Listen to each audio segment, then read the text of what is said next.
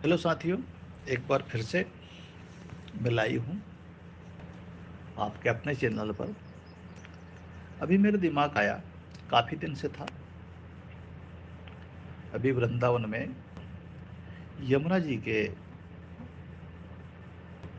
यहाँ यमुना जी नदी में तीर्थ यात्रियों की एक नाव पलट गई और उसमें सारे यात्रियों की मृत्यु हो गई। इसी प्रकार से हमने देखा कि जब कुंभ मेले का आयोजन हुआ था, वहाँ भी आगजनी से भगदड़ में बहुत सारे यात्रियों की, तीर्थ यात्रियों, श्रद्धालुओं की मौत हो गई थी। इसी प्रकार से हर कभी मंदिरों में जब भीड़ होती है, कोई भी पर्व आता है, तो भगदड़ मच जाती है, अफवाह फैल जाती है और उस भगदड़ में मौत हो जाती है।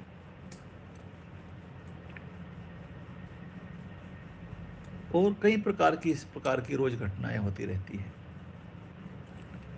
सबसे पहला प्रश्न तो हमारे दिमाग में आता है कि इन तीर्थ स्थानों पर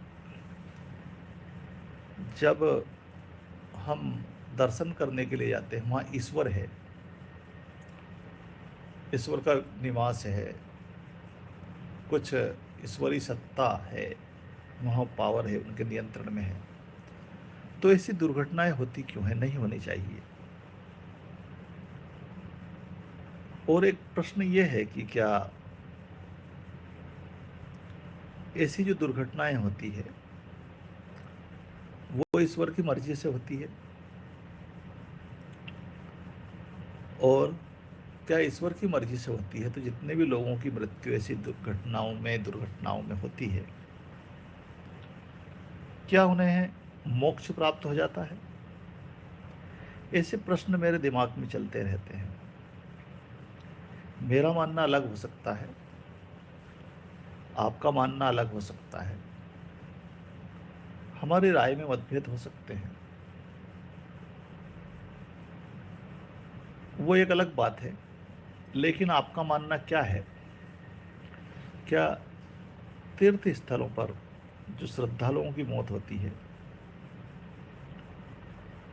उनसे उन्हें मोक्ष प्राप्त हो जाता है? क्या वे जन्म मरण के चक्र से छूट जाते हैं? आप क्या सोचते हैं इस विषय में? और एक चीज और, कि जब भगवान तो कण कण में निवास करते हैं, हर जगह निवास करते हैं, तो फिर हम तीर्थ स्थल पर इतनी भीड़ क्यों लगाते हैं, या कुछ विशेष पर्वों को पर इतनी भीड़ क्यों लगाते हैं? क्या हम दोषी नहीं है उसमें? भगवान या ईश्वर जो वहाँ पर है, वो तो बाकी समय भी,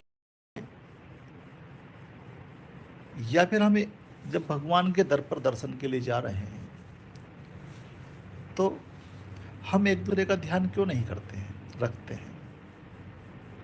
हम स्वयं भगदड़ क्यों मचाते हैं?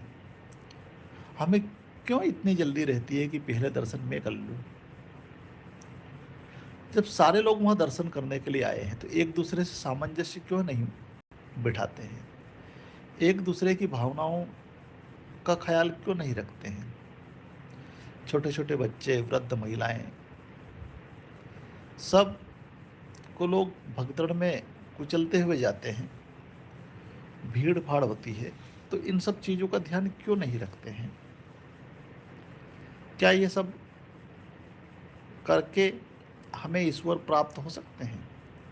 ईश्वर के दर के ऊपर जहाँ भगवान है, वहाँ हम इस प्रकार की हमारी गलतियों से घटनाएं हो जाती है।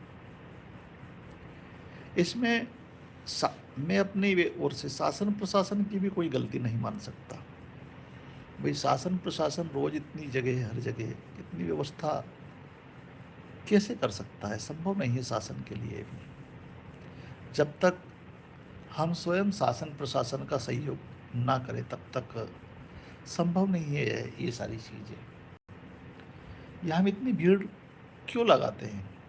हाँ, इसमें वो लोग ज़रूर दोषी हो सकते हैं कि जो इतनी भीड़ लगाते हैं और भीड़ आने के लिए लोगों को उकसाते हैं। लेकिन फिर भी अगर कोई हमें उकसाए, तो हम उनके उकसावे में क्यों आते हैं? क्या हम स्वयं कुछ चीज़ों पे विचार नहीं कर सकते? क्या हम स्वयं नहीं सोच सकते क्या कुछ ना कुछ कि क्या है, क्या नहीं है, क्या सही है, क्या गलत है? हर कभी हम एक दूसरे के बहकावे में आते हैं और घटनाएँ, दुर्घटनाएँ घटित हो जाती है।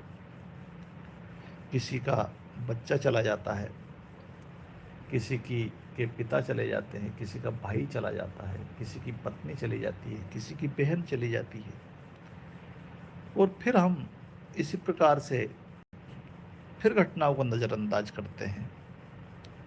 सोचते नहीं ऐसा हमारे साथ नहीं होगा और जब तक हम करते रहते हैं, जब तक कि हम स्वयं ऐसी घटनाओं में फँस नहीं जाते, या हमारी बारी आ नहीं जाती, तो कब जागेंगे हम? पता नहीं।